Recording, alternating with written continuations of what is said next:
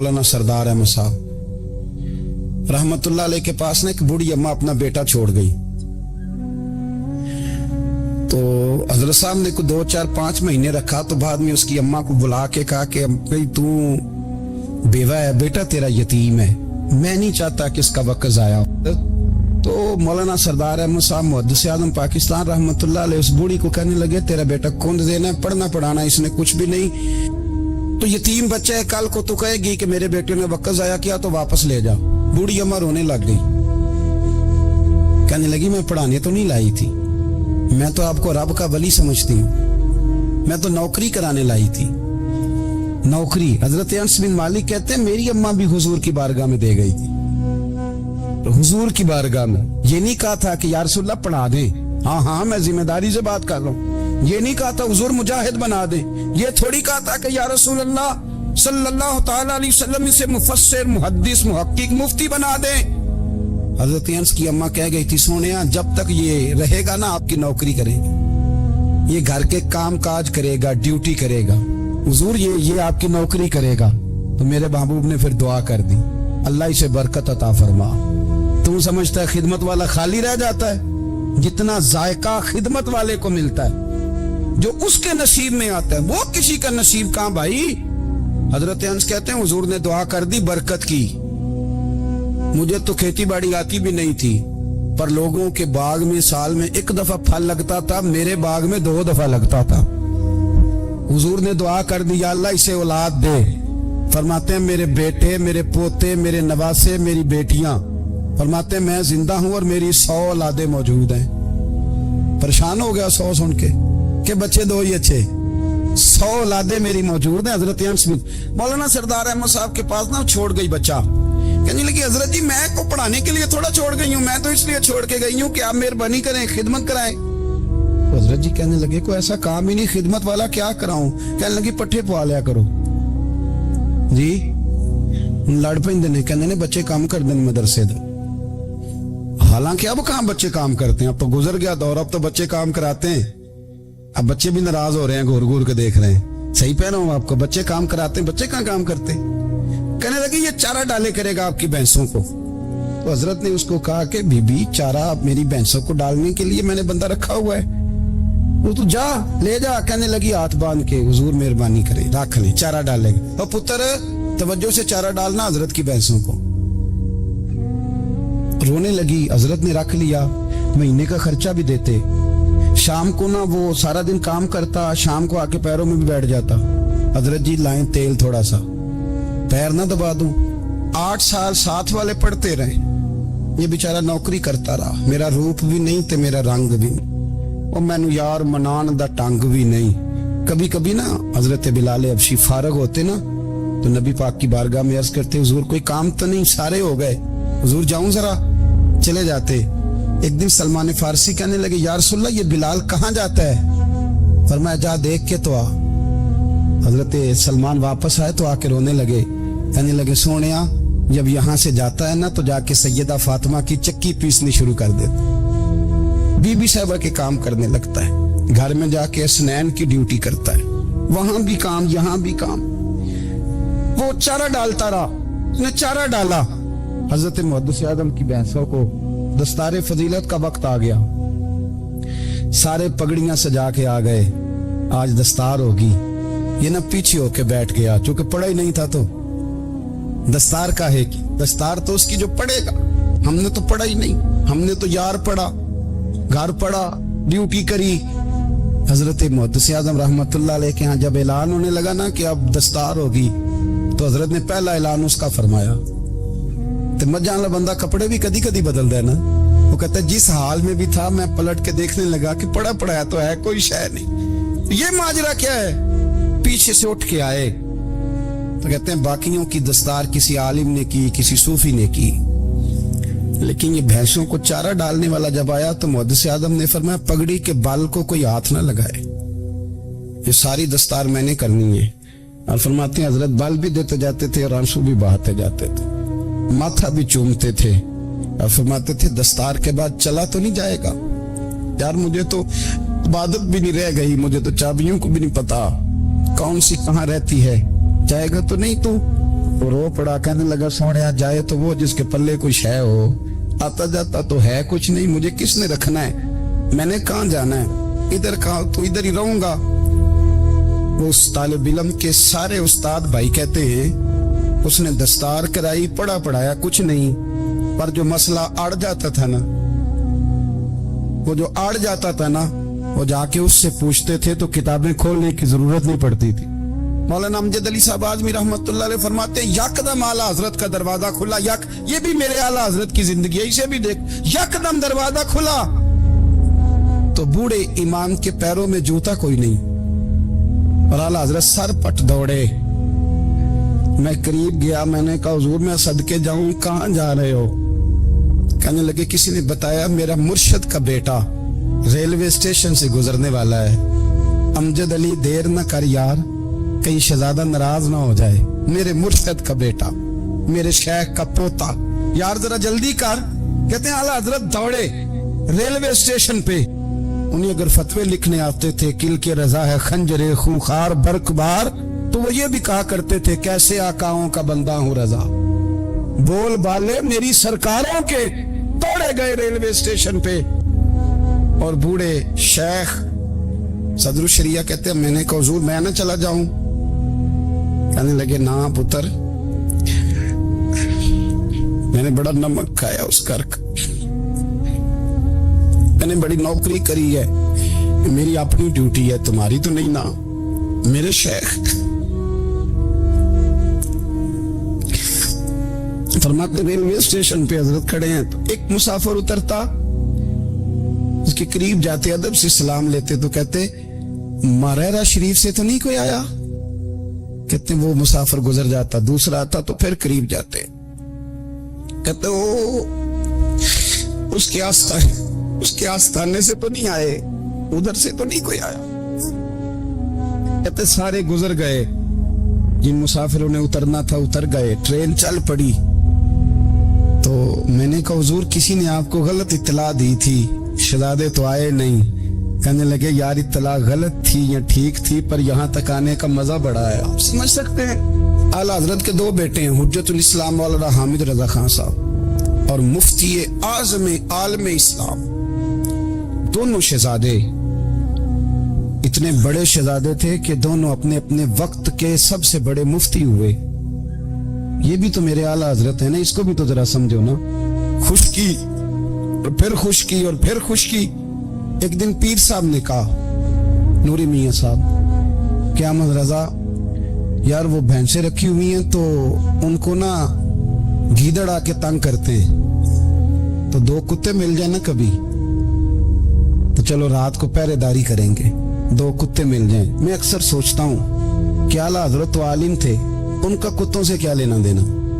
हजरत जी आपने कुत्तों की बात करनी थी तो किसी दुनियादार से करते, दो कुत्ते मिल जाएं तो जरा जानवरों की देखभाल करेंगे। फरमाया हुजूर सवेरे ही आ जाएंगे। भाई आपका तो ये शुगर लेनी तो आप कहां से लाएंगे। दिन चढ़ा तो दोनों बेटों के गले में रस्सियां डाली।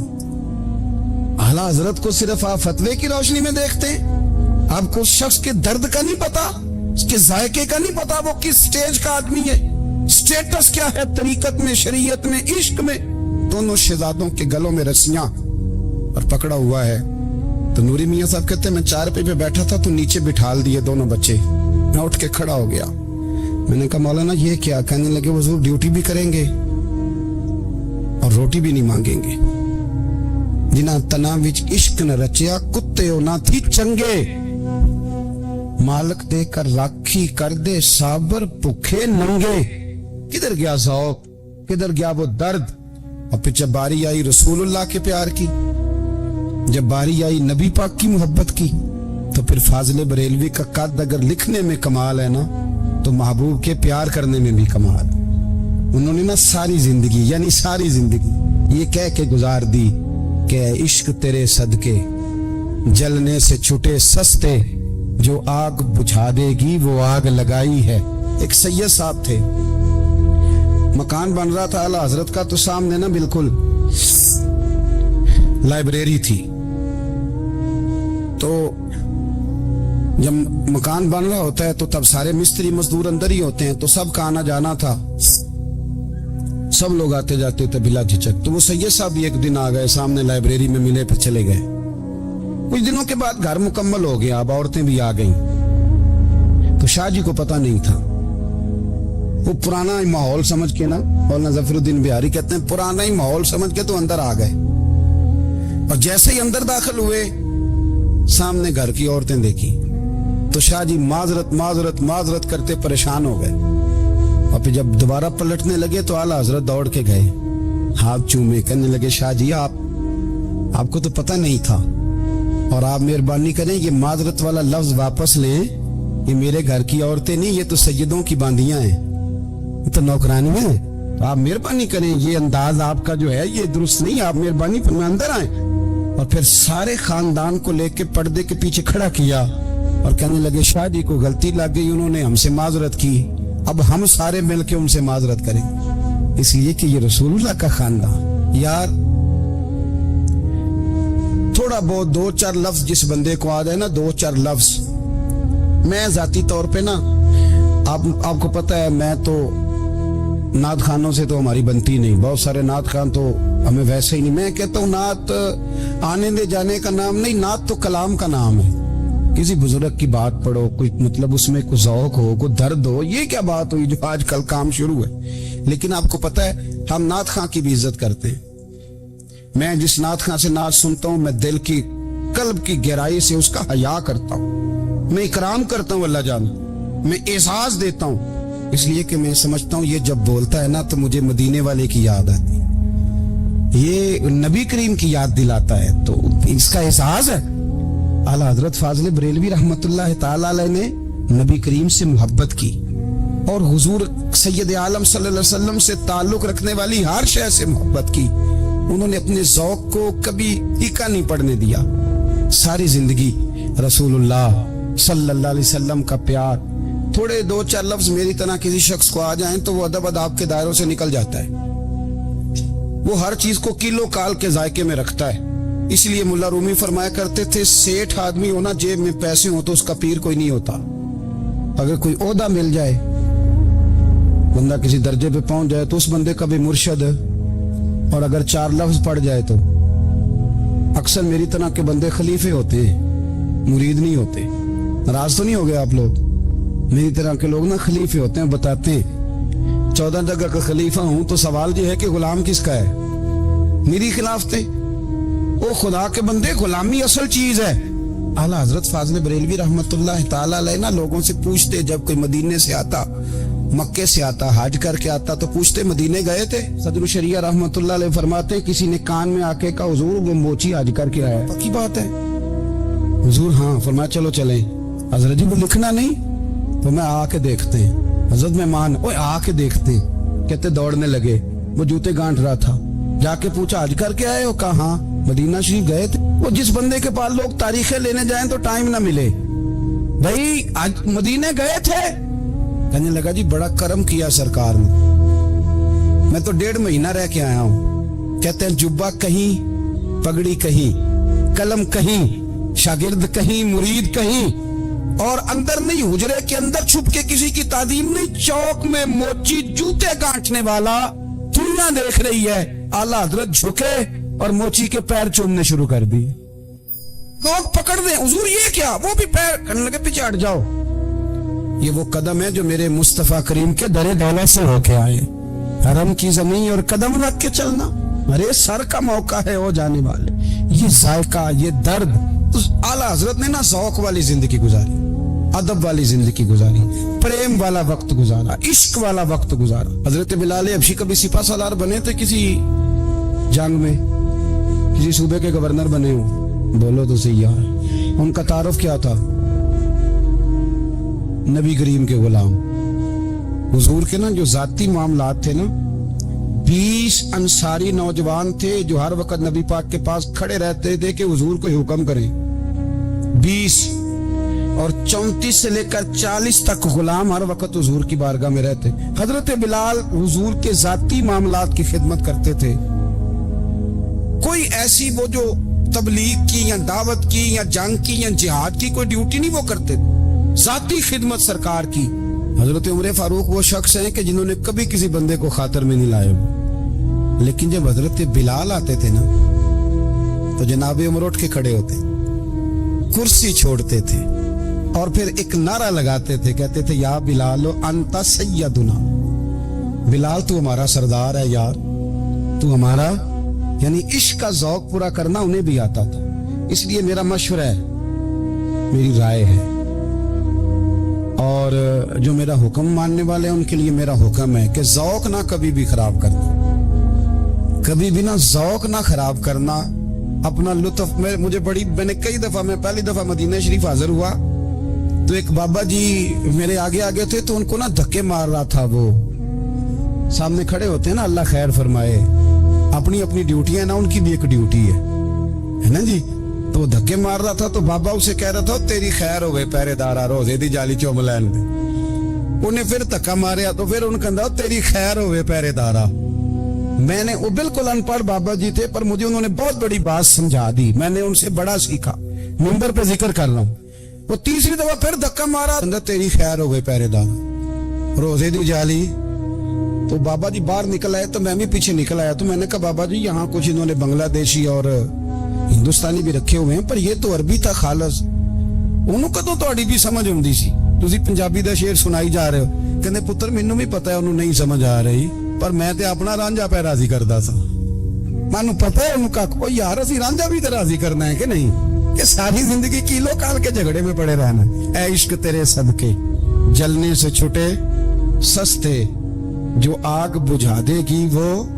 और एक जगह पे आला हजरत कहते हैं जान दे दी वादा दीदार पर, हमने जान दे दी। हाँ, खाली उसने वादा किया था कि आऊंगा, आया नहीं था, पर जान हमने पहले दे दी। तो इसलिए ना ज़ौक, शौक, प्यार, वारफ्तगी, मोहब्बत असातिज़ा के लिए, बुजुर्गों के लिए, उलमा के लिए, मुशाइख के लिए, बड़ों के लिए, ना ज़ौक ना कभी खराब होने पाए। अल्लाह आपको सलामत रखे। और कुछ दुआएं मैंने दे दी हैं, कुछ अल्लाह जानता है मेरे दिल में है, वो मैं देता रहता हूँ। अल्लाह आपको हमेशा शाद व आबाद फरमाए। कुरान मजीद ने इरशाद फरमाया अला बिज़िक्रिल्लाहि तत्मइन्नुल कुलूब, फरमाया खबरदार हो जाओ, अल्लाह के जिक्र में ही दिलों का इत्मीनान है, अल्लाह के जिक्र में दिलों का चैन है। लोग बहुत सारा माल, बहुत सारी दौलत, बहुत सारी अकल और बहुत सारा शऊर होने के बावजूद बेसुकून है। जिस चीज ने जमाने को तकलीफ में मुब्तला कर दिया है और जो चीज ढूंढने से नहीं मिलती वो इत्मीनान है, वो करार है। लोग भीख मांगते हैं, मिन्नत करते हैं, दुहाई देते हैं कि कहीं से सुकून की दौलत मिल जाए, लेकिन वो मुयस्सर नहीं आ रही। बड़े बड़े लोग हैं और मैं अर्ज कर चुका हूं कि मालदार भी हैं और अक्लमंद भी हैं, बाशऊर हैं, पढ़े लिखे, पर कल्बी सुकून, राहत, इत्मीनान, चैन उन्हें मुयस्सर नहीं आ रहा। रातें जागकर गुजर जाती हैं, दिन आजमाइश में बीत जाता है। वो कभी उसके लिए ठंडे इलाकों का सफर करते हैं, कभी दोस्तों की मजलिसों में जाकर के बैठते हैं, कभी घर से दूर